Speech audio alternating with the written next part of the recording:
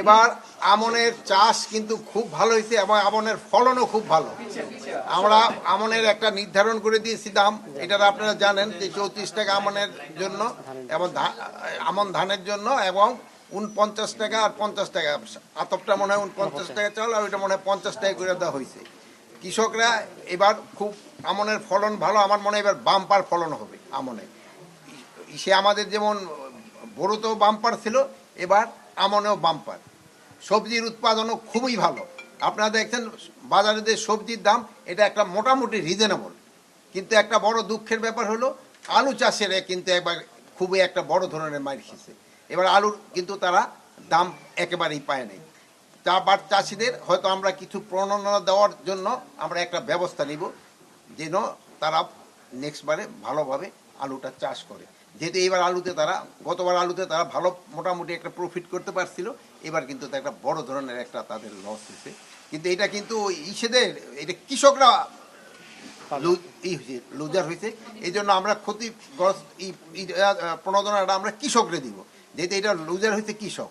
কিন্তু ওই মাঝখানে বলেন যে কোল্ড স্টোর, এদের ওরকম বড় ধরনের তাদের কোনো না, কৃষকরা বড় ধরনের লুজার হয়েছে। এই একটা হলো সমস্যা।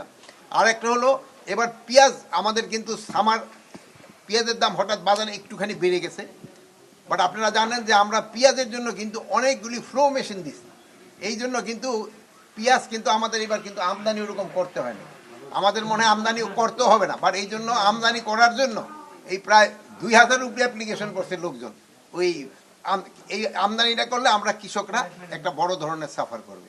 যেহেতু আপনারা জানেন যে আমাদের এই কৃষি বিজ্ঞানীরা একটা নতুন জাত যেটা উদ্ভাবন করছে, এই জাতটা হলো ওই যে আমার বোন তো এটা লিখবো না, এই যেটা ধ্যানে একটা কলামও লিখতেছে না, এই একটাও কি বলে এই নতুন যে জাতের যে সামার অনিয়ন, এটা কিন্তু খুব তাড়াতাড়ি উঠানো শুরু হয়ে যাবে। এই জন্য আমাদের পেঁয়াজের কোনো ঘাটতি হবে না। কিন্তু এই কিছু কিছু এই দুষ্কৃতিকারী এরা কিন্তু এই দামটা বাড়ানোর চেষ্টা করতেছে, বাট এটা তারা সফল হবে না। এটা আপনাকেও চেষ্টায় তারা, আপনারা যদি আমরা সবাই চেষ্টা করি, তারা এই দুর্নীতি করতে সফল হবে। আমরা আমদানি ওরকম করার ইচ্ছা, আমরা আমদানি হয়তো আমরা অনুমতি আমাদের হয়তো দিতে হবে না, যেটা আমাদের যে প্রোডাকশন হয়েছে এটা আমাদের কৃষকরা যে উৎপাদন করছে, এটা আমাদের ভোক্তাদের চাহিদা মিটে যাবে।